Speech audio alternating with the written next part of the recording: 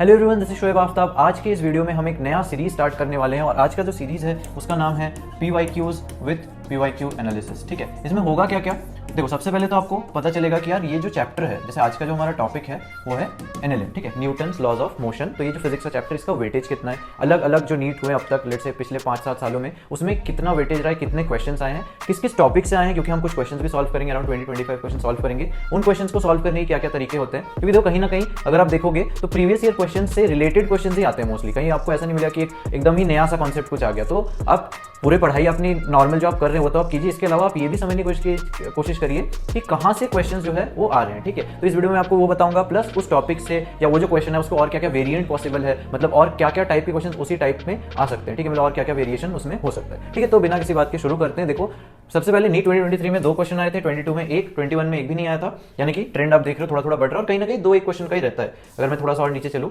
2020 में मेरे टाइम पे सिर्फ 1 ही क्वेश्चन आया था, उससे पहले 2 क्वेश्चन, और 2018 में भी 2 क्वेश्चन। तो अब इस चैप्टर में से कहीं ना कहीं 1 से 2 क्वेश्चन एक्सपेक्ट कर सकते हो। बट यार इसको 1 से 2 क्वेश्चन की तरह मत देखो, ये आपको ये चीजें कोई नहीं बताएगा। आप बुक निकालोगे कोई भी जहां पे PYQ एनालिसिस थोड़ा बहुत हो रखा है, बुक में लिखाते हैं 1-2 क्वेश्चन आते हैं। काफी लोग इस चीज के चक्कर में क्या करेंगे, इस टॉपिक को छोड़ देंगे, बट ये एकदम बेस बनाता है। इसके जो कॉन्सेप्ट्स होंगे ये आपको दूसरे चैप्टर्स में भी काम आने वाले हैं। ठीक है, तो स्टार्ट करते हैं। देखो सबसे पहले क्वेश्चन कौन सा है, उसमें से हम क्या क्या सीख सकते हैं, अप्रोच क्या रहता है, मैं किस अप्रोच से इसको सॉल्व करता हूं, शुरू करते हैं।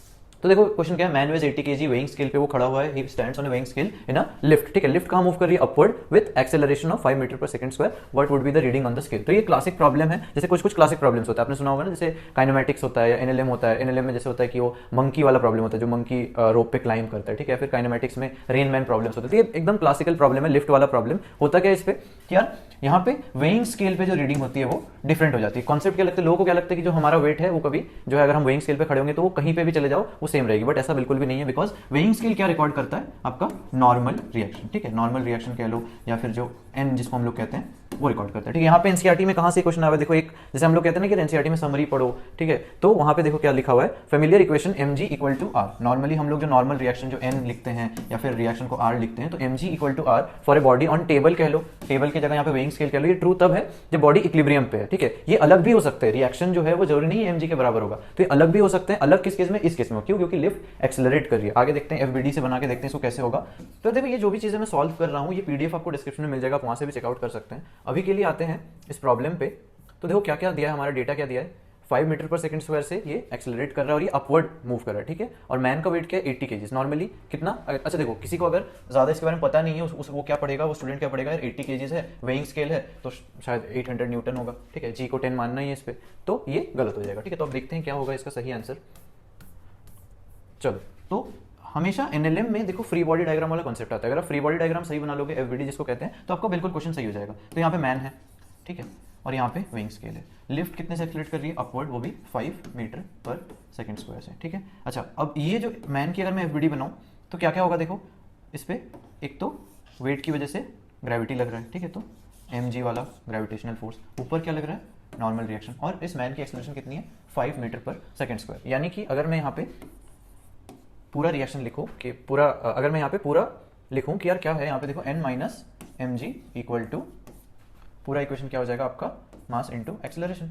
ठीक है, फोर्स जो नेट फोर्स पर्सन पे लग रहा है वो उसको 5 मीटर पर सेकंड स्क्वायर से एक्सेलरेट कर रहा है। ठीक है, तो नेट फोर्स कितना है, n माइनस mg, और अपवर्ड की तरफ एक्सेलरेट कर रहा है, तो मोस्टली यहाँ पे जो नॉर्मल फोर्स है, नॉर्मल रिएक्शन फोर्स, वो ज्यादा होगा। ठीक, कितना होगा, n equals to mg plus a। ठीक है, तो कितना हो गया, मास कितना था 80, g की वैल्यू कितनी दी हुई है 10 प्लस 5, तो 80 इंटू 15, यानी कि आंसर कितना आ जाएगा हमारा 1200। ठीक है, चलो डन, नेक्स्ट क्वेश्चन पे आते हैं। ठीक है, तो इसके और क्या क्या वेरिएंट पॉसिबल है, देखो यहाँ पे सिंपली ये क्लासिकल प्रॉब्लम है। ठीक है, यहाँ पे बहुत ज्यादा वेरिएशन पॉसिबल नहीं है। होगा वही कि यार ये जो एक्सेलरेशन है वो एक्सेलरेशन की वैल्यूज वगैरह थोड़ी बहुत चेंज हो जाएगी। ठीक है, एक्सेलरेशन नीचे की तरफ हो सकता है, एक्सेलरेशन राइटवर्ड या फिर इस तरफ लेफ्टवर्ड भी हो सकता है, उस केस में ग्रेविटी का कोई इफेक्ट नहीं होगा। तो इस तरीके से यही सब वेरिएशन पॉसिबल है। आपको कहीं ना कहीं एक्सेलरेशन की वैल्यू ही मोस्टली चेंज होती है, इसमें बहुत ज्यादा कुछ इंडिविजुअल वेरिएशन पॉसिबल नहीं है। फ्री फॉल वाला एक आता है कि यार फ्री फॉल में कितना होगा, कैसे होगा। फिर या एक ये भी आता है कि जो पर्सन है वो ऊपर जाके चिपक गया है, तो क्यों हो रहा है, बिकॉज ऑब्वियसली जो उस केस में क्या होगा, ऊपर से ऊपर वाले जो सीलिंग है, सीलिंग उस पर नॉर्मल रिएक्शन लगा रहा होगा। ठीक है, तो ये अलग अलग टाइप के इस तरह के वेरिएशंस बन सकते हैं। यहाँ पे सॉल्यूशन भी दिया हुआ है, देखो वहाँ पे वही सेम है। ठीक है, चलो नेक्स्ट पे आते हैं। नेक्स्ट क्या कह रहा है, body of mass m hits normally rigid wall with, या विल है वॉल होगा with velocity v and bounces back with the same velocity. तो इंपल्स, तो इंपल्स हम किसको कहते हैं, इंपल्स बेसिकली होता है, काफी लोगों के दिमाग में रहता है कि इंपल्स क्या है, क्या नया चीज है। इंपल्स बेसिकली कुछ भी नहीं है, अगर कहीं पे सडनली, है ना, सडनली मतलब बहुत कम टाइम में, इंपल्स को जैसे हम लोग क्या कहते हैं, अगर बहुत कम टाइम में मोमेंटम चेंज हो गया उसका, तो उस केस में अगर लार्ज फोर्स हो, ठीक है, देखो फोर्स क्या करता है, फोर्स अगर एक पर्टिकुलर टाइम के लिए लगता है तो वो मोमेंटम को चेंज करता है। आपको पता है second law, rate of change of momentum is force. तो फोर्स अगर बहुत एक लार्ज फोर्स हो, टाइम बहुत कम हो, आप समझिए फोर्स लार्ज है, टाइम बहुत कम है, जिससे जो फोर्स को अगर आप टाइम से मल्टीप्लाई करोगे तो जो डेल्टा पी आएगा, जो मोमेंटम का जो चेंज आएगा वो क्या होगा, वो एक मेजरेबल होगा, ठीक है। क्योंकि देखो यहाँ पे फोर्स क्या है, सेकंड लॉ के अकॉर्डिंग डी पी लिख रहा हूँ भाई डी टी, ठीक है। डेल्टा भी लिख सकते हो डिपेंडिंग ऑन कि किस तरीके से आप उसको देख रहे हो। तो यहाँ पे फोर्स को आप लार्ज ले लो और टाइम को एकदम स्मॉल ले लो, ठीक है, डी टी। तो इसमें क्या आ जाएगा, एक डेल्टा पी जो निकल के आएगा वो मेजरेबल होगा, ठीक है, कुछ ना कुछ नंबर होगा। तो यहाँ पे मतलब एज सच अगर आप इंपल्स निकालना चाहो तो आप किसी का भी निकाल सकते हो, मोमेंटम का चेंज ही है वो बेसिकली, ठीक है। तो मोमेंटम के चेंज को इंपल्स बोलते हैं, बट ये कंडीशन होती है, बट वो आप नॉर्मली भी बोल सकते हो किसी भी चीज के लिए, क्योंकि यार देखो जो लार्ज है या टाइम में स्मॉल है वो सब कुछ एक दूसरे के रिलेटिव होता है। अब मेरे लिए 100 न्यूटन लार्ज हो सकता है, किसी के लिए 1000 न्यूटन लार्ज होगा, ठीक है। टाइम में भी जो कम टाइम है मेरे लिए मिली सेकंड में हो सकता है, किसी और कोई और कहेगा नहीं यार माइक्रो सेकंड मेरे लिए स्मॉल है। तो एक जनरली एक्सेप्टेड डेफिनेशन है कि अगर when large force acts for a very small time, जैसे कि बॉल है, ठीक है, बॉल है या कोई बॉडी है जिसने वॉल को, लेट्स से आपने एक बॉल फेंका एक वॉल पे, ठीक है, तो वो जो बाउंस बैक करते हैं, तो आप समझ सकते हैं बहुत कम सेकंड के लिए कांटेक्ट रहा होगा और उतने कम सेकंड में वॉल ने बहुत ज्यादा फोर्स लगाई होगी, तभी जाके पूरा मोमेंटम चेंज हुआ है, ठीक है। तो इस तरीके से हम इसको कैलकुलेट कर लेते हैं। देखो क्या होगा, तो पहले जो बॉडी है लेट्स से वो मास m से ऐसे जा रही थी, ठीक है, रिजिड वॉल है और उसने सेम वेलोसिटी से बाउंस बैक किया। यहाँ पे लेट्स से इसकी वेलोसिटी v थी और वो जब बाउंस बैक किया उसने इस बॉडी ने, तो सेम वेलोसिटी थी v। तो यहाँ पे हमें करना क्या है, बेसिकली हमें चेंज इन मोमेंटम पता करना है। तो यहाँ पे करना क्या था, बस आपको इंपल्स का मतलब पता होना था कि इंपल्स का मतलब होता है चेंज इन मोमेंटम, ठीक है। अगर आप इस डेफिनेशन से जाते तो आप सोच रहे होते कि यार यहाँ पे फोर्स क्या है, यहाँ पे टाइम कितना लगा, बट यहाँ पे सिर्फ इस, अगर आपको इतना पता है कि डेल्टा पी निकालना है तो कितना वो डेल्टा पी, देखो पहले इस तरफ था, लेट्स से हम लोग इसको आई कैप लिख लेते हैं, अब क्या हो गया माइनस आई कैप की तरफ हो गया। तो चेंज इन मोमेंटम क्या हो जाएगा, हम लोग अगर इसको लिखते हैं एम वी आई कैप, ये है अपना, ठीक है, फाइनल माइनस इनिशियल होता है, तो हम लोग इसको लिख लेते हैं P final minus P initial, ठीक है। तो हम लोग इसको किस तरीके से सॉल्व करेंगे, फाइनल क्या है minus M V I cap, ठीक है, क्योंकि माइनस आई कैप वाले डायरेक्शन में है, और इनिशियल क्या है एम वी आई कैप, ठीक है। तो टोटल क्या हो गया minus 2 M V I cap. But ये तो हमने अज्यूम किया था डायरेक्शन, तो डायरेक्शन वगैरह का तो यहाँ पे कोई सीन नहीं, हमें सिर्फ वैल्यू लेना है, तो वैल्यू क्या है 2 mv, ठीक है। चलो, तो ये काफी इजी था। देखो एनसीईआरटी में कहाँ से आया हुआ है, एनसीईआरटी में भी यहाँ पे काफी सारे से क्वेश्चन है। इंपल्सिव फोर्स के बारे में यहाँ पे बताया गया, ठीक है, impulse force is like any other force except that it is large and acts for a short time, ठीक है। तो यहाँ पे इस तरह के क्वेश्चन आए भी रखे हैं। देखो चेंज इन मोमेंटम, यहाँ पे बैट्समैन और बॉल वाला एग्जाम्पल दे रखा है, यहाँ पे जैसे वॉल में हिट होने वाला एग्जाम्पल दे रखा है, ठीक है। यहाँ पे भी वही कुछ नहीं है, चेंज इन मोमेंटम वाला सीन है। चलो नेक्स्ट पे आते हैं।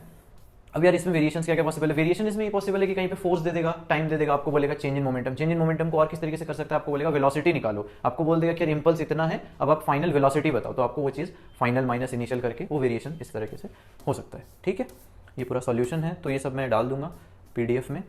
नेक्स्ट पे आते हैं। देखो यहाँ पे पोजीशन टाइम ग्राफ दिया हुआ है, ठीक है। पोजीशन, ये ग्राफ्स बहुत इंपॉर्टेंट है, ग्राफ्स भी एकदम क्लासिकल क्वेश्चन होते हैं, कहीं पे पोजीशन टाइम देता है, कहीं पे वेलोसिटी टाइम देता है। ये मेनली तो काइनेमेटिक्स में आते हैं, बट क्योंकि यहाँ पे थोड़ा सा एलिमेंट क्या डाल देंगे, फोर्स डाल देंगे, मोमेंटम डाल देंगे, इंपल्स डाल देंगे, यहाँ पे भी इन्होंने क्या किया, इंपल्स डाल दिया, ठीक है। चलो, तो पोजीशन टाइम ग्राफ दे रखा है, मास यहाँ पे दे रखा है, अब हमें क्या करना है, हमें यहाँ पे इंपल्स पता करना है। तो इंपल्स हमें पता है क्या होता है, डेल्टा, ये भी एक तरीके का वेरिएशन हो गया। तो देखो फिजिक्स में वेरिएशंस बहुत पॉसिबल है, बट आपको सेंट्रल कॉन्सेप्ट पता होना चाहिए, थोड़े बहुत आपको आइडिया होना चाहिए कि हाँ इस तरीके से ये वेरिएशन हो सकता है, ठीक है। तो देखो क्या हो रहा है, यहाँ पे कितना निकालना है हमें, t = 2 सेकंड पे, यार यहाँ पे कितना चेंज हुआ। तो आप देख सकते हैं 0 से लेके 2 तक कुछ ना कुछ वेलोसिटी थी और वो कांस्टेंट थी। क्यों, क्योंकि वेलोसिटी को आप कैसे डिफाइन करते हो, dx/dt, यानी कि जो पोजीशन टाइम ग्राफ है उसका स्लोप, तो ये जो स्लोप है वो कांस्टेंट है, ठीक है। तो यहाँ पे आप देख सकते हो कि यार ये एकदम स्ट्रेट लाइन है, कांस्टेंट स्लोप है, बट उसके बाद 2 सेकंड के बाद देखो अचानक क्या हो गया, ये स्लोप चेंज हो गया, फ्लैट हो गया, ठीक है। तो आप यहाँ पे कह सकते हो कि यार पोजीशन जो है वो तो कांस्टेंट हो गई, 4 पे ही रह गई, मतलब वेलोसिटी यहाँ पे क्या हो गया, 0। तो हम लोग यहाँ पे पहले इनिशियल वेलोसिटी निकालते हैं और हम लोग लिखेंगे फाइनल वेलोसिटी। इनिशियल वेलोसिटी अपनी कितनी है, देखो यहाँ पे हम लोग स्लोप निकालने के लिए, क्योंकि स्ट्रेट लाइन है, तो बिल्कुल हम लोग देखो यहाँ पे 4/2 कर सकते हैं, ठीक है। तो 4/2 अपना आ गया 2 मीटर पर सेकेंड। और फाइनल देखो, क्योंकि पोजीशन एकदम कांस्टेंट हो गई है, तो फाइनल आ गया 0। तो अब बताओ क्या होगा, यहाँ पे हमारा वेलोसिटी पता है अपने को और इनिशियल फाइनल दोनों पता है, मास पता है अपने को, क्या निकालना है, डेल्टा पी। डेल्टा पी क्या होगा बताओ, डेल्टा पी आ जाएगा हमारा mass multiplied by 0.1 multiplied by final minus initial, यानी कि 0 - 2, तो अपना आ गया -0.2, ठीक है। तो 0.2 देख लो, ये रहा -0.2, ठीक है। तो यहाँ पे आप माइनस लिख सकते हो, यहाँ पे कोई डायरेक्शन का सीन नहीं है, बट फिर भी आपको पता है फाइनल माइनस इनिशियल करना है, ठीक है। तो फाइनल माइनस इनिशियल से आपका ये आ गया, ये देखो एडिशनल एक्सरसाइज में। इसलिए कहते हैं ना कि यार एनसीईआरटी सॉल्व किया करो, आप मॉड्यूल वगैरह सॉल्व करो, ठीक है। अगर आपके कंसेप्ट स्ट्रॉन्ग है, आप तो चाहे कोई भी क्वेश्चन है सॉल्व कर लोगे। जैसे मेरा पर्सनली मैं बता रहा हूँ, जेई मेंस में मेरे फिजिक्स में सिर्फ एक क्वेश्चन गलत होता फिजिक्स में, तो इसलिए मैं यहाँ पे कह रहा हूँ कि यार कॉन्सेप्ट स्ट्रॉन्ग है, तो मैंने जेई के लिए अलग से कुछ प्रिपेयर नहीं किया। जो नीट पे प्रिपरेशन किया था वही जेई मेंस में भी मैं उसी प्रिपरेशन से गया था, बट मेरे ऑलमोस्ट सारे सिर्फ एक क्वेश्चन जो मेरे को नहीं आता तो मैंने छोड़ दिया था। तो मेरा एकदम बहुत 99.97 या 98 परसेंटाइल ऐसे कुछ आई थी फिजिक्स वाले पार्ट में बोल रहा हूँ, ठीक है। तो इस वजह से अगर आपका कंसेप्ट स्ट्रॉन्ग है, आप मॉड्यूल से करो, चाहे एचसी वर्मा से करो, चाहे एनसीईआरटी से करो, फर्क नहीं पड़ता। बट आप अगर नॉर्मली आप थोड़ा बहुत स्ट्रगल कर रहे हो, आपके मार्क्स 120 130 में स्टिक है, तो मैं कहूँगा कि यार आपको एनसीईआरटी जरूर करना चाहिए। हो सकता है क्वेश्चन आपने किया हो, आपके माइंड में रह गया हो, और उस पॉइंट ऑफ टाइम पे एग्जाम में वो चीज़ आप कर सकते हो, ठीक है। तो ऐसे काफी सारे क्वेश्चन आपको मिल जाते हैं। देखो यहाँ पे भी है, मैग्नीट्यूड ऑफ ईच इंपल्स पूछा गया है, तो आप इसको ईच इंपल्स को मान लो उसने सिंपल बनाने के लिए एक ही इंपल्स का पूछा, क्योंकि एडिशनल एक्सरसाइज है, ठीक है। चलो आ गया नेक्स्ट 2017 के क्वेश्चन पे आते हैं। देखो क्या कह रहा है, 2 ब्लॉक्स ए बी, मास दिया हुआ है, 2 ब्लॉक है, मास उनका दिया हुआ 3m m रिस्पेक्टिवली, कनेक्टेड है, ठीक है, बाय मासलेस इनएक्सटेंसिबल स्प्रिंग, ठीक है, सॉरी स्ट्रिंग। तो ये तो अपना स्ट्रिंग हो गया, ठीक है। जो 2 ब्लॉक है वो एक दूसरे से स्ट्रिंग से कनेक्टेड है, और ये जो ऊपर वाला ब्लॉक है, होल सिस्टम कह लो आप, या तो इन दोनों को ही किसने सस्पेंड कर रखा है भाई, ये मासलेस स्प्रिंग। तो ये जो अपना पार्ट है वो है स्प्रिंग, ठीक है। तो अब हमें बताना है कि यार लेट से मैंने स्ट्रिंग को कट कर दिया। ये भी एकदम क्लासिकल प्रॉब्लम है, स्ट्रिंग कटिंग वाले प्रॉब्लम, जिसपे स्प्रिंग भी इन्वॉल्व होता है, ठीक है। तो क्योंकि स्प्रिंग को तो नॉर्मली नहीं काटते, ठीक है। अब आपको कुछ प्रॉब्लम्स वो भी मिल जाएंगे जहाँ पे हमने स्प्रिंग को काट दिया, बट नॉर्मली हम लोग स्ट्रिंग को काटने क्योंकि ईजी होता है, ये तो लोहे का बना है, ठीक है। तो हमने ये काट दिया। तो अब आपको बताना है एक्सप्लेनेशन, यहाँ पे कॉन्सेप्ट क्या लगता है। तो कई बार क्या होता है, जब हम लोग को पूछता है ना कोई कि यार आप अप्रोच कैसे करते हो फिजिक्स में, मैक्सिमम स्टूडेंट्स के साथ दिक्कत होती है कि उनको समझ नहीं आती कि यार क्वेश्चन तो दे दिया, लेकिन कोई तरीका बताओ कि यार अप्रोच कैसे करे, स्टार्ट कैसे करे, क्या सोचे, कैसे दिमाग लगाए। कंसेप्ट यहाँ पे क्या है कि भाई देखो, जो स्प्रिंग होता है, स्प्रिंग में एनर्जी स्टोर रहती है। तो बहुत इजीली आपने ये कट किया, आपने देखा होगा स्प्रिंग में आप खींच के रखोगे, अचानक छोड़ दोगे तो हाई जंप करता है, ठीक है, या फिर वो रिकॉइल करता है। क्या रीजन होता है, बिकॉज उसमें एनर्जी स्टोर होती है। तो अचानक से क्या होगा, ये पहले जितना फोर्स लगा रहा था, आपके छोड़ने के बाद भी उतना ही फोर्स लगा रहा था, और उतने फोर्स की वजह से क्योंकि अब उसको बैलेंस करने के लिए दूसरा नीचे वाला जो फोर्स था वो तो हट गया, तो वापस से रिकॉइल करता है बहुत ज्यादा। तो यहाँ पे क्या होता है, कॉन्सेप्ट क्या है कि फोर्स तुरंत चेंज नहीं होगा, और उसी की वजह से नेक्स्ट मोमेंट पे एक्सेलरेशन आएगी। इसलिए यहाँ पे भी देखो वर्डिंग भी बहुत अच्छे से लिखी जाती है, immediately after the string is cut. तो यानी कि इमीडिएट जस्ट बाद फोर्स चेंज नहीं होगा स्प्रिंग में, इनिशियली जो फोर्स था वही रहेगा, जस्ट इमीडिएटली। उसके कुछ टाइम बाद तो ऑब्वियसली चेंज होगा, ठीक है, but immediately after string is cut वो फोर्स चेंज नहीं होता है। तो निकाल लेते हैं पहले आइडियल कंडीशन, इक्विलिब्रियम कंडीशन, जब ये सब कट नहीं था तब कितना फोर्स था, तब कहाँ पे कितना फोर्स लग रहा था। तो देखो यहाँ पे अगर मैं सिर्फ बी वाले ब्लॉक की बात करूँ mg, ठीक है। अगर मैं ए वाले ब्लॉक की बात करूँ, ए वाले को अलग से बना लेते हैं, 3mg, और यहाँ पे टेंशन, ठीक है, ऊपर में स्प्रिंग वाला फोर्स, तो इसको हम लोग इससे ले लेते हैं, लेट से हम लोग इसको स्प्रिंग फोर्स है ना, तो एस मान लेते हैं, ठीक है। तो ये जो टेंशन है, टेंशन किस तरीके से हो रहा होगा, इसको नीचे खींच रहा होगा, इसको ऊपर लग रहा होगा। तो बी वाले के लिए देखो, यहाँ पे टी लग रहा है, यहाँ पे mg लग रहा है, तो मतलब टेंशन फोर्स कितना आ गया mg, ये नीचे वाला टेंशन फोर्स, ठीक है। T1 T2 भी लिख सकते हैं, मैंने यहाँ पे s ले लिया है, तो T1 T2 के टर्म्स में बहुत लोग लिखते हैं। तो अब ऊपर वाले के लिए चलो, यहाँ पे ये कितना है mg, तो s कितना होगा बताओ, ये इक्विलिब्रियम कंडीशन है, तो s होगा 3mg प्लस जो टेंशन वाला ऐड हो रहा है mg, ठीक है, कितना आ गया 4mg। तो ये थी आइडियल कंडीशन। अब हम बनाते हैं कट के बाद, ये था इनिशियल, अब हम यहाँ पे कट के बाद बना लेते हैं, ठीक है। कट के बाद क्या हुआ देखो, स्प्रिंग वाला था, ये ब्लॉक अपना ए आ गया, ब्लॉक ए, अब नीचे वाला पार्ट तो कट हो चुका है, तो टेंशन तो गया, क्योंकि स्ट्रिंग कट होने के बाद टेंशन फोर्स तो रिमूव हो गया। ग्रेविटी वाला फोर्स लग रहा है इस पर, कितना ग्रेविटी वाला फोर्स 3mg, और ऊपर वाला जो फोर्स है स्प्रिंग वाला, वो जस्ट मैंने बोला तुरंत बाद चेंज नहीं होगा, उतना ही रहेगा, और वो कितना है 4mg, ये आ गया हमारा 4mg। अब बताओ एक्सेलरेशन इसका, 4mg माइनस 3mg अपॉन ए का मास, और ए का मास कितना है 3m है ना, 3m, यहाँ आ गया mg/3m, और आंसर आ गया हमारा g/3, ये आ गया ए का, ठीक है। तो ए एंड बी पूछा है, तो ए में देखो कहाँ कहाँ g/3 यहाँ है, यहाँ पे है, बाकी दो को तो काट दो।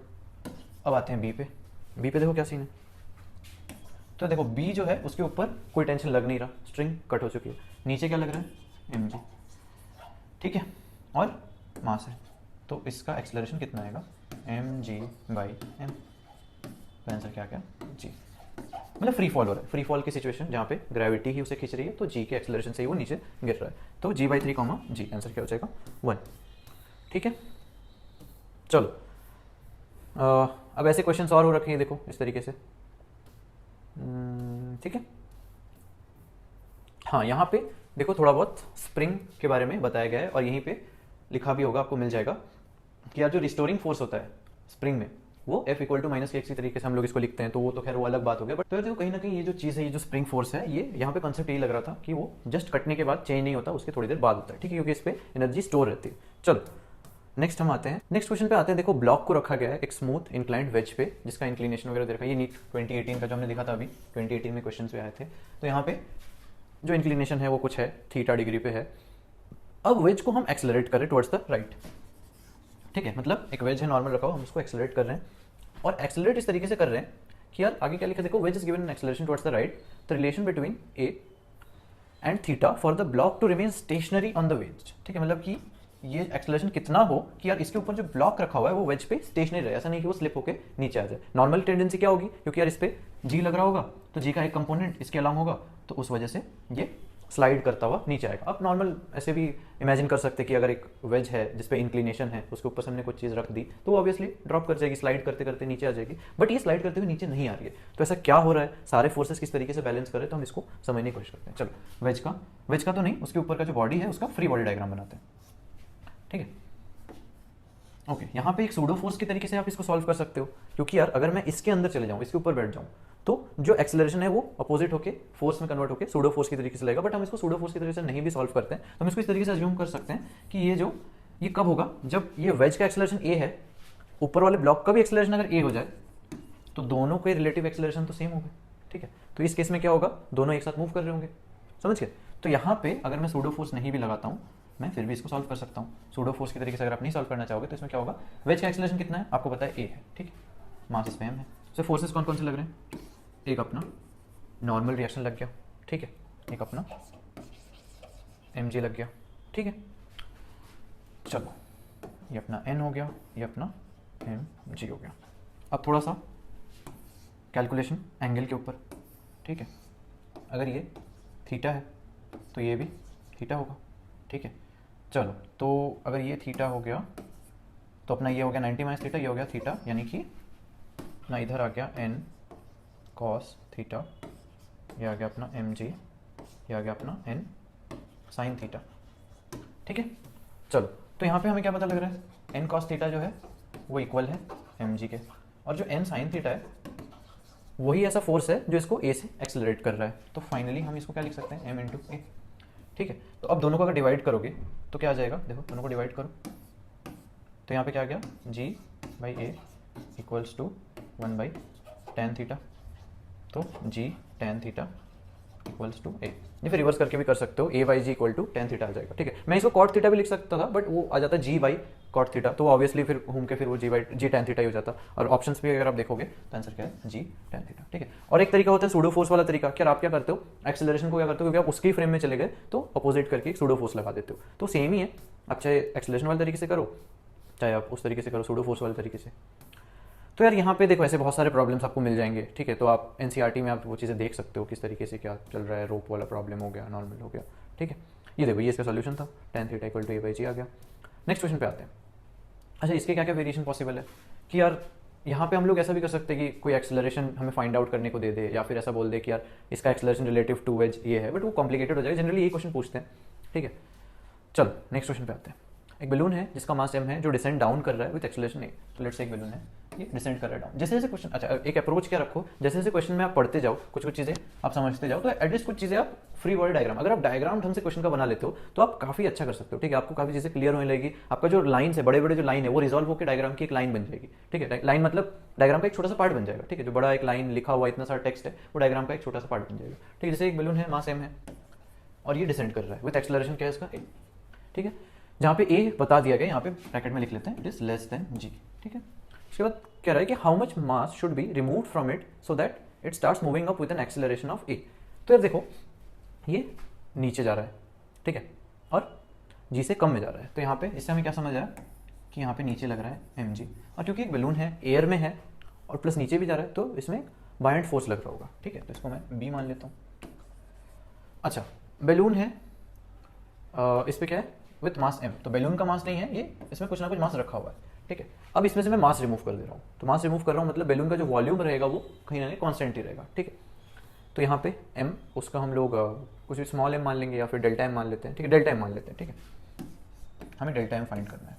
चलो इसका हम लोग बनाते हैं। अब हमने रिमूव करने के बाद कंडीशन क्या हुई, तो यार इसके इक्वेशंस हम लोग लिख लेते हैं। जैसे हमारा बलून था ऊपर, पहले वाले इक्वेशन के लिए ऊपर b था, नीचे mg और यहाँ पे एक्सेलरेशन, ठीक है, तो mg minus b equal m into a, ठीक है। अब यही चीज़ क्या हुआ, ये एक्सेलरेशन रिवर्स हो गया क्योंकि m बन गया है अब m माइनस डेल्टा m, ठीक है। हम लोग डेल्टा m मान रहे हैं कि जो मास यहाँ पे ड्रॉप कर दिया गया, तो यहाँ पे इक्वेशन कैसे चेंज हो गया, देखो b minus m minus delta m multiplied by g equals to m minus delta m into a, ठीक है। अब करना क्या है, देखो b को हटाना है क्योंकि b तो हम लोग कैलकुलेट करना है नहीं, ठीक है, तो हमें क्या कैलकुलेट करना है, डेल्टा m वाला पार्ट कैलकुलेट करना है। तो सिंपल इसको ऐड करेंगे, यहाँ पे माइनस है, यहाँ पे b है, तो प्लस माइनस ही कट जाएगा। हम लोग क्या कर रहे हैं, दोनों इक्वेशंस का ऐड कर रहे हैं, ठीक है।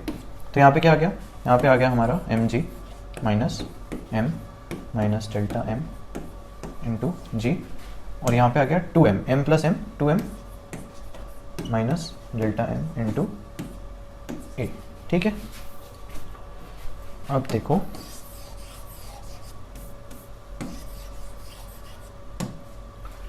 यहाँ पे क्या हो जाएगा, m माइनस m और यहाँ माइनस माइनस प्लस हो गया, तो यहाँ पे ये m और ये m तो कट गए, ठीक है, और ये माइनस माइनस प्लस हो गया, तो ये आ गया हमारा डेल्टा m इंटू जी, और यहाँ पे क्या आ गया 2m a minus delta m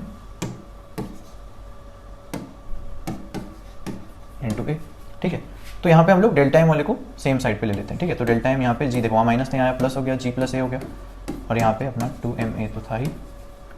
तो आंसर क्या होगा, अगर मैं डेल्टा m को m के टर्म्स में लिखूँ तो 2ma अपॉन g प्लस ए, ठीक है। तो आंसर कौन सा हो जाएगा, यहाँ पे 1 हो जाएगा, ठीक है। देखो यहाँ पे कॉन्सेप्ट क्या लग रहा है, जैसा कि मैंने यहाँ पे हाईलाइट किया है कि अगर नेट एक्सटर्नल फोर्स है बॉडी पे 0 है तो ही उसका एक्सेलरेशन 0 होगा, और अगर एक्सेलरेशन नॉन 0 है only if there is a net external force on the body. यहाँ पे ये चीज़ कहीं ना कहीं आप समझ रहे हो कि सारे जो क्वेश्चन है वो फ्री बॉडी डायग्राम से ही बन रहे हैं, और जो डिफरेंट फोर्सेस है जो उस पर लग रहे हैं, अगर किसी का एक्सेलरेशन चेंज हुआ तो क्यों चेंज हुआ, बिकॉज कुछ ना कुछ फोर्सेज में चेंज होंगे।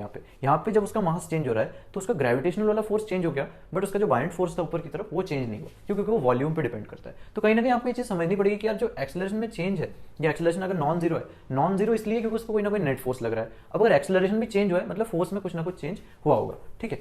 चलो ये था इसमें कॉन्सेप्ट। इसमें और क्या क्या वेरिएशन, देखो बेलून वाले पे बहुत ज़्यादा वेरिएशंस बन सकते हैं। यहाँ पे कोई वैल्यू वगैरह यहाँ पे दे सकता है, यहाँ पे लेट से मास चेंज हुआ, यहाँ पे लेट से कुछ और चेंज कर सकता है, आपको यहाँ तक भी कर सकता है कि बेलून का जो बायंट फोर्स को वॉल्यूम के टर्म्स में दे दे, फिर वॉल्यूम चेंज करे, या फिर मास को इस तरीके से चेंज करे कि वॉल्यूम भी चेंज हो। ऐसा भी होता है, कई बार हम लोग कहते हैं ना कि एक स्फीयर है जिसमें इवनली डिस्ट्रीब्यूटेड है, तो अगर मैं उसका वॉल्यूम चेंज करूंगा मास भी चेंज होगा। तो इस तरीके से भी बना सकते हैं, मतलब क्वेश्चन को कॉम्प्लिकेट और किया जा सकता है। ये तो काफी सिंपल था, ठीक है। इसमें हमने मास को चेंज माना लेकिन वॉल्यूम को चेंज नहीं माना, तभी हमारा बायंट फोर्स कांस्टेंट था, ठीक है। चलो नेक्स्ट क्वेश्चन पे आते हैं। एकदम रिसेंट क्वेश्चन है, नी 2021 का क्वेश्चन है। बॉल का मास दिया हुआ है 0.15 kg, ये हाइट से ड्रॉप किया गया है, इसने ग्राउंड को स्ट्राइक किया, रिबाउंड किया, इंपल्स। तो देखो आप देख सकते हो कितना ज्यादा ये वाला जो टॉपिक है वो रिपीट हो रहा है, जबकि आप पूरा टॉपिक पढ़ोगे, पूरा चैप्टर पढ़ोगे, बहुत सारी चीजें मिलेगी, लेकिन यहाँ से आपको क्या पता लग रहा है कौन कौन सी चीजें बार बार आ रही है, ठीक है। तो इंपल्स पे आते हैं। देखो इंपल्स क्या होता है, डेल्टा पी, ओके। बॉल है, ड्रॉप किया गया हाइट से, 10 मीटर है पूरा हमारा हाइट, ठीक है, ड्रॉप किया गया है। तो उसके बाद क्या हुआ, फाइनली क्या हुआ, इसने रिबाउंड किया, और इसने रिबाउंड करके कहाँ तक पहुंचा, सेम हाइट तक पहुंचा। ये जो 10 मीटर्स की हाइट थी ये सेम हाइट तक पहुंच पाया, ठीक है। तो अब बताओ कि यार इंपल्स कितना है, इंपल्स यानी डेल्टा पी कितना है। डेल्टा पी पे आ जाओ, फाइनल निकालते हैं, फाइनल मोमेंटम। यहाँ पे भी हम लोग को कुछ ना कुछ आई कैप जे कैप निकालते हैं। यहाँ पे चलो ऊपर की तरफ हम लोग मानते हैं प्लस का जे कैप, नीचे की तरफ हम लोग मानते हैं माइनस का जे कैप, ठीक है। अब डायरेक्शन आप कुछ भी ले सकते हो, बट आपको डायरेक्शन का ध्यान रखना होगा, ठीक है, क्योंकि ये वेक्टर क्वांटिटी है। अब ऐसा नहीं होगा कि यार फाइनल मोमेंटम भी तो उतना है, इनिशियल भी तो उतना है, माइनस में 0, नहीं, यहाँ पे वेक्टर क्वांटिटी है, ठीक है। आपको डायरेक्शन का ध्यान रखना होगा। तो फाइनल कितना है, प्लस में है, फाइनल ऊपर की तरफ जा रहा है, ठीक है। और वेलोसिटी कितना होगा, जितना नीचे इस पॉइंट पे जब उसने स्ट्राइक किया इसकी जितनी वेलोसिटी रही होगी, ऊपर जाते वक्त भी उसकी उतनी वेलोसिटी रही होगी, ठीक है। क्योंकि ग्रेविटी में आपको पता ही है 10 मीटर ड्रॉप होने पे जितनी वेलोसिटी, अगर ऊपर भी उतनी हाइट पे जा रहा है तो ऑब्वियसली वेलोसिटी सेम रही होगी। कितना होगा, √2g होता है, 2 × 10 अपना आ गया 10√2, ठीक है। यहाँ पे 10 मान लेते हैं, यहाँ पे 10 दिया हुआ है। तो ये आ गया हमारा फाइनल कितना आ गया, मास कितना दिया 0.15, तो 0.15, ओके। तो मैं मास को कॉमन ले लेता हूँ, v final minus v initial करता हूँ। तो फाइनल क्या है हमारा 10√2 जे कैप, ठीक है। इनिशियल कितना है, नीचे की तरफ जा रहा है तो माइनस जे कैप, ठीक है। तो माइनस जे कैप आ गया, और भी कितना है 10√2, तो माइनस माइनस हो गया प्लस, यानी कि 0.15 इंटू टू, टू आ गया क्योंकि 2 टाइम्स हो गया, प्लस प्लस हो गया, इंटू 10 रूट 2, ये आ गया हमारा 0.3 आ गया, 0.3 इंटू 10 आ गया 3, तो 3 रूट 2, और रूट 2 की वैल्यू आपको पता है कितना होता है 1.414, ठीक है। तो 1.4 अगर मैं मान लूँ तो 3 इंटू 1.4 आता है 4 पॉइंट कितना आता है 14 3 जा 42, ठीक है। तो अपना आ गया 4.2। चलो, तो ये क्वेश्चन भी इजी था, ठीक है। यहाँ पे देखो सेम वही अपना वही एग्जांपल आ गया, चेंज इन मोमेंटम वाला एग्जांपल, काइंड ऑफ वैसा ही है क्वेश्चन, ठीक है। तो इस तरह के क्वेश्चन काफ़ी रिपीट हो रहे। देखो होता क्या है, उनको क्या लगता है, एग्जामिनर की भी आप साइकोलॉजी समझने की कोशिश करना, हमारे टीचर ने ये चीज़ बताया था, मैं भी आपको बता रहा हूँ कि यार उनको ये लगता है ना कि कुछ ना एक अलग सा टर्म दे देंगे तो स्टूडेंट्स कंफ्यूज हो जाएंगे। तो यही चीज़ रहती है, कई बार आप देखोगे चीज़ें होती सिंपल है। आपने देखा होगा, आप जब क्वेश्चन सॉल्व करते हो, आपसे क्वेश्चन सॉल्व नहीं हुआ, आपने सॉल्यूशन देखा, फिर आप देखते हो कि यार ये चीज़ तो इतनी सिंपल थी, ये अगर मैं खुद से करता तो, या फिर अगर ये मेरे दिमाग में आ जाता तो कितना अच्छा होता, कितना सा इसका 2 सेकंड 3 सेकंड इस पर काम करना था, सॉल्यूशन आ जाता, ठीक है। तो यहाँ पे जैसे मैं आपको समझा रहा हूँ तो ज़्यादा टाइम लग रहा है, बट लेट्स से अगर ये मैं पेपर में सॉल्व कर रहा होता तो ये इतना सा चेंज कैलकुलेट करने में कितना टाइम लगता, मैक्सिमम चलो 15 सेकंड मान लो, 15 to 20 सेकंड, और उसमें आंसर आ जाता, ठीक है। तो चीज़ें स्ट्राइक करना बहुत इंपॉर्टेंट है, और वो कैसे करेगा, जब आप इसी तरह के क्वेश्चन PYQ देखोगे, टॉपिक्स देखोगे, कहाँ कहाँ से क्वेश्चन आ रहे हैं, उसके क्या क्या वेरिएशंस पॉसिबल है, ये सब अगर आप देखोगे। चलो नेक्स्ट क्वेश्चन पे आते हैं। एक्सेलरेशन ऑफ द ब्लॉक आपको पता करना है, कैलकुलेट करना है, ट्रॉली सिस्टम है, और क्या है, कोएफिशिएंट ऑफ फ्रिक्शन दिया हुआ है, काइनेटिक फ्रिक्शन दिया हुआ है, मतलब ये कुछ ना कुछ चल ही रहा होगा ऑब्वियसली, इसलिए एक्सेलरेशन भी है, और क्या दिया है, काइनेटिक फ्रिक्शन का कोएफिशिएंट दे रखा है, ठीक है। मासेस वगैरह यहाँ पे डायग्राम में दिए हुए। चलो, एक चीज़ समझना, जो पुली सिस्टम होता है वो क्या करता है, वो जो चीज़ आपके एक कंटिन्यूअस सिस्टम बनाता है, ये देखो ये चीज़ यहाँ पे चल के यहाँ पे कंटिन्यू है, तो यहाँ पे आप क्या चीज़ यूज़ कर सकते हो कि यार जो भी एक्सेलरेशन इसका होगा, ए मान लेते हैं, कहीं ना कहीं वही एक्सेलरेशन इसका भी होगा, क्योंकि समझ लो आप ये कंटिन्यूअस सिस्टम है। जैसे आपने पुली में भी देखा होगा, पुली जब आप नॉर्मली पढ़ते हो तो क्या होता है, जैसे लेट्स से मैं एक पुली बनाता हूँ, यहाँ पे एक पुली बन रही है, तो अगर लेट्स से ये भारी है, ये नीचे जा रहा है ए एक्सेलरेशन के साथ, तो ये भी जाता है ए एक्सेलरेशन के साथ ऊपर। तो इस सिस्टम की खासियत क्या है कि भाई ये कनेक्ट कर देगा दोनों को, ठीक है। तो यहाँ पे ये कनेक्ट कर रहा है, अब हमें एक्सेलरेशन निकालना है, दोनों का सेम है। अब फोर्सेस बनाते हैं, यहाँ पे क्या लग रहा है, फ्रिक्शन, हमें बता दिया गया फ्रिक्शन। यहाँ पे क्या लग रहा है, टेंशन, ऊपर टेंशन, नीचे mg, और नीचे है, ठीक है। चलो पता करते हैं। इक्वेशंस लिखते हैं, mg माइनस e इक्वल्स टू ma, और ये कितना है 2 लिख देते हैं सीधे, 2g minus t equals to 2a। 10 वाले जो पुली है इसके लिए निकालते हैं, फ्रिक्शन निकालते हैं इसका पहले। तो हमें पता है कि यार ये चल रहा है, ये चल रहा है, मतलब जो भी हमारा फ्रिक्शन होगा वो स्टैटिक फ्रिक्शन तो है नहीं, ठीक है, वो डायनामिक काइनेटिक फ्रिक्शन है। तो काइनेटिक फ्रिक्शन वाला जो होता है वो कितना होता है, वो मैक्स पे ही ऑपरेट कर, जैसे स्टैटिक फ्रिक्शन की वैल्यू चेंज होती है, ठीक है, डिपेंडिंग ऑन की उस पर फोर्स कितना लग रहा है। अगर वो एक पॉइंट के ऊपर नहीं जाता है, जो उसका कोएफिशिएंट ऑफ फ्रिक्शन होता है मल्टीप्लाई करके नॉर्मल से जो वैल्यू आएगी उसके ऊपर नहीं जा रहा है, उससे कम है, तो स्टैटिक फ्रिक्शन की वैल्यू चेंज होती है। बट काइनेटिक फ्रिक्शन की वैल्यू हमें पता है, हम निकाल सकते हैं। नॉर्मल फ्रिक्शन कितना होगा यहाँ पे 10 का हम लोग 100 ले लें, क्योंकि जी यहाँ पे 10 है, तो 100 मल्टीप्लाइड बाई 0.05, ठीक है। तो ये आ गया हमारा 5 न्यूटन, ठीक है। तो 5 न्यूटन का यहाँ पे लग रहा है फोर्स, तो इसको लिखते हैं क्या है, tension minus 5 equals to 10 into acceleration,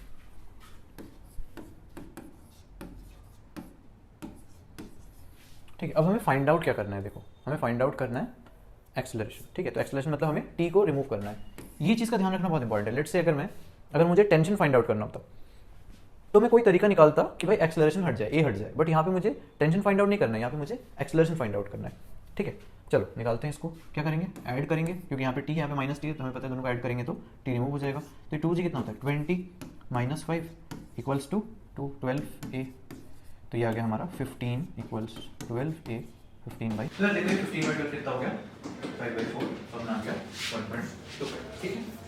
तो देखो अगला क्वेश्चन क्या है, अगला क्वेश्चन है, एक ब्लॉक है जिसका मास है 10 किलोग्राम से कांटेक्ट में है with the inner wall of hollow cylindrical drum, ठीक है। तो एक हॉलो सिलेंड्रिकल ड्रम है, कोएफिशिएंट ऑफ फ्रिक्शन दे रखा है in between block and inner wall, कितना दे रखा है 0.1। तो मिनिमम एंगुलर वेलोसिटी जिससे कि वर्टिकल रहे, ठीक है, फॉर द सिलेंडर। अच्छा सिलेंडर वर्टिकल है और वो रोटेट कर रहा है अबाउट इट्स एक्सिस, मतलब अगर तुम इसको डायग्राम के टर्म्स में एक्सप्रेस करो, सिलेंड्रिकल जो है वर्टिकल है और इनर वॉल के कॉन्टैक्ट में कोई ब्लॉक है, ठीक है।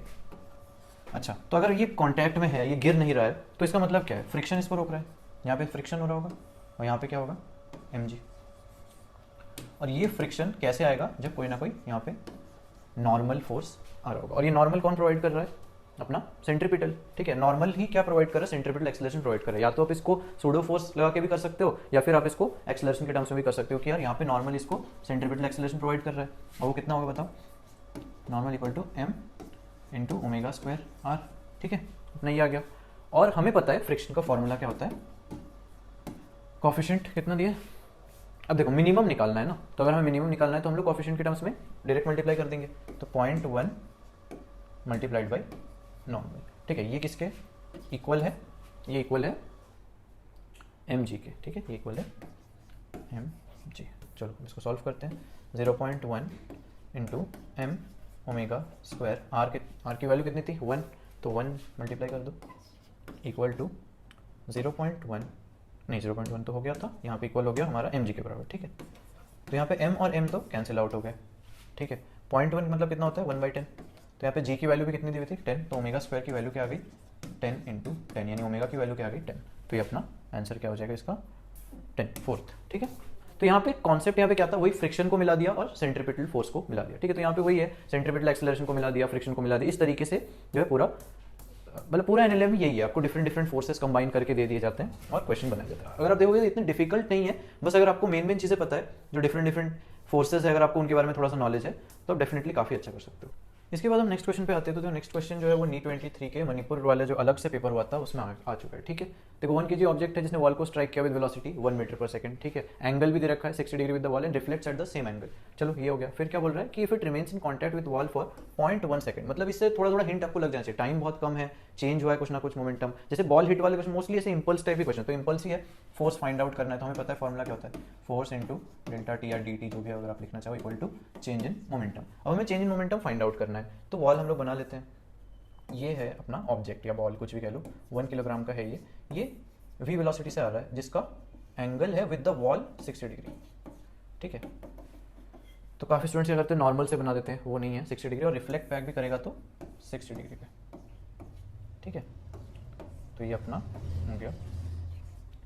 चलो तो इसको हम लोग क्या कर सकते हैं, यहाँ पे देखो एक जो वर्टिकल कंपोनेंट है वो तो सेम ही रहा, ठीक है। ये जो चेंज हुआ क्यों हुआ, बिकॉज ये हॉरिजॉन्टल वाला पार्ट चेंज हो गया, ठीक है। देखो वर्टिकल तो सेम ही है, तो यहाँ पे इसमें कोई चेंज नहीं है, आप देख के बता सकते हो, ठीक है। बट हॉरिजॉन्टल वाले में कितना है, इसको हम लोग एंगल फाइंड आउट कर लेते हैं। अपना 60 डिग्री आ गया, तो ये 1 मीटर पर सेकंड है, तो देखो कॉस और साइन के टर्म्स में ये 1/2 आ गया, ये अपना √3/2 आ गया, ठीक है। ये प्लस वाले आई कैप में यहाँ पे डायरेक्शन इंपॉर्टेंट है क्योंकि ये मोमेंटम एक वेक्टर क्वांटिटी है। चलो तो एफ हमें पता करना है, डेल्टा टी हमें पता है कितना है 0.1 है, और यहाँ पे अपन डेल्टा पी क्या लिख देंगे 1 मास मल्टीप्लाइड बाई √3/2 जो कि फाइनल है लेकिन माइनस आई कैप डायरेक्शन में, माइनस √3/2 जो कि इनिशियल है लेकिन आई कैप वाले डायरेक्शन में। तो ये अपना आ गया 2 इंटू √3/2 माइनस आई कैप, ठीक है, क्योंकि माइनस माइनस ओके 2 टाइम्स हो गया, तो ये अपना 2 कैंसिल हो गया, और f/10 बिकॉज 0.1 को आप 10 लिख सकते हो, तो f की वैल्यू क्या आ गई 10√3। देख लो यहाँ पे कौन सा है, आंसर हो जाएगा C, ठीक है। तो यहाँ पे देखो कॉन्सेप्ट क्या है, वही इंपल्स वाला ही, आप देख सकते हैं कि इंपल्स कितनी बार आ गया, बार बार वही सेम कॉन्सेप्ट सेम चीज़ आ रहा है। तो कुल मिला के बात वही कि इन सब चीज़ों से आपको आइडिया लगेगा कि वेटेज किसका कितना ज़्यादा है, ठीक है। तो ये पूरा सेम कैलकुलेशन सॉल्यूशन वगैरह भी दिया हुआ है इस पर, मैं पूरा PDF डाल दूंगा। इसके बाद हम एक और क्वेश्चन बस कर लेते हैं, नेक्स्ट बाकी जितने भी क्वेश्चन है वो आप रिमेनिंग खुद से ट्राई करना एक बार और देखना और खुद एनालाइज करना कि किस तरीके से कौन से क्वेश्चन कितने बार आ रहा है, ठीक है, कौन से टॉपिक से आ रहा है। चलो देखो कार का मास दे रखा है 1000 kg जो नेगोशिएट कर रहा है banked curve of radius 90 meter on a frictionless road if the banking angle is 45 degree the speed of the car is, ठीक है। अच्छा बैंकिंग क्या होता है, देखो जो थोड़ा बहुत एलिवेट किया जाता है रोड को, ठीक है। अब इसका कार का मास कितना है 1000 किलो, ठीक है। अच्छा ये सेफली इसको जो है इस पे जा सकते हैं, मतलब ये स्लाइड डाउन नहीं कर रहा है, इस तरफ स्लाइड डाउन नहीं कर रहा है, ठीक है। चलो और क्या बोला है यहाँ पे, फ्रिक्शनलेस रोड है, मतलब क्या है इसका कि जो नॉर्मल का जो कंपोनेंट होगा इधर का, ठीक है, वही इसको क्या प्रोवाइड कर रहा है, इनफ सेंट्रीपिटल फोर्स प्रोवाइड कर रहा है कि वो उसी रेडियस पे घूमता रहे, ठीक है। चलो तो बैंकिंग एंगल अपने को बता दिया गया यार, ये तो 45 डिग्री है, ठीक है। तो 45 डिग्री है, और क्या बोल रहा है यहाँ पे रेडियस दे रखा है, ये पूरे जो भी ये जो पूरा सर्कल में जिसमें घूम रहे होंगे, ये सर्कल का रेडियस कितना है 90 मीटर, ठीक है। चलो तो अब इसको देखते हैं, ये अपना 100 किलो का ये आ गया, ये इसका नॉर्मल आ गया, हम इसका फ्री बॉडी डायग्राम बना रहे हैं, ये इसका एक्सेलरेशन आ गया, और इस पर एक mg आ गया, ठीक है। तो ये कितना है 45 डिग्रीज, बिकॉज आपको पता है ये वाला जो एंगल था ये 45 था, तो ये भी 45, तो ये भी 45, ठीक है। तो ये कितना हो गया देखो n/√2 ये वाला कंपोनेंट, इसको अगर मैं रिजॉल्व करता हूँ और ये वाला कंपोनेंट n/√2, ठीक है। तो अब देखो ये क्या कह रहा है, स्पीड ऑफ कार हमें पता करना है, ठीक है। तो एक्सेलरेशन हम लोग ये लिख लेते हैं। हमें पता है एक equation n/√2 equals to m/g। दूसरा इक्वेशन क्या है,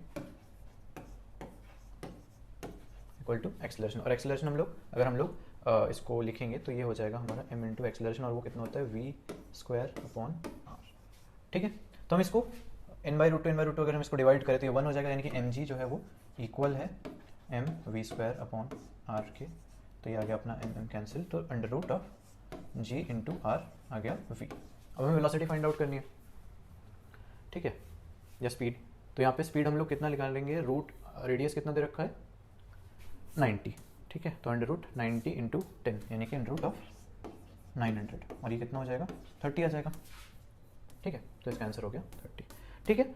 तो यहाँ पे भी क्या था, ये भी एकदम क्लासिकल सा क्वेश्चन है। देखो इस पे एग्जैक्टली पूरा जो एनसीईआरटी में ये पूरा दे रखा है, थ्योरी पार्ट में दे रखा है। तो आपको डेफिनेटली यहाँ पे एक फॉर्मूला भी दिया हुआ है, ठीक है। ये फ्रिक्शन वालों के लिए, फ्रिक्शन के लिए अलग से है, ठीक है। जहाँ पे अपना नॉन फ्रिक्शन वाला है वो भी अलग से, उस पर सिर्फ नॉर्मल होता है। तो इस तरीके से अलग अलग यहाँ पे दे रखा है, ठीक है। तो आज का जो पूरा ये वीडियो था, या आप कह लो जो लेक्चर था, वो PYQs और एनसीईआरटी के इंपॉर्टेंस को दिखाने के लिए मैंने बनाया। आपने देखा कि किस तरीके से क्वेश्चंस का जो पैटर्न है वो बार बार रिपीट हो रहा है। अगर आप आगे का भी सॉल्व करोगे आपको समझ आ जाएगा कौन से टॉपिक्स बार बार रिपीट हो रहे हैं, कौन से टॉपिक्स इतने इंपॉर्टेंट है, और एनसीईआरटी में वो चीजें कैसे और कहाँ पे दी हुई है, ठीक है। इससे आप समझ पाओगे एनसीईआरटी इंपॉर्टेंट कितना है, PYQ कितना इंपॉर्टेंट है, कौन कौन से टॉपिक ज्यादा इंपॉर्टेंट है, और आपका अप्रोच क्या होना चाहिए। तो ये सीरीज हम कंटिन्यू करते रहेंगे। ऑलमोस्ट हर चैप्टर की जो है हम लोग ऑलमोस्ट हर वीक या हर 4-5 दिन में आप मान के चलो एक ना एक चैप्टर का हम लाते रहेंगे। इस चीज को फॉलो करना, रिवाइज करना, इसी PDF से आप रिवाइज कर सकते हो, इस पर एनोटेट कर सकते हो, लिंक्स में डाल दूंगा नीचे। बाकी मिलते हैं अगले वीडियो में, तब तक के लिए।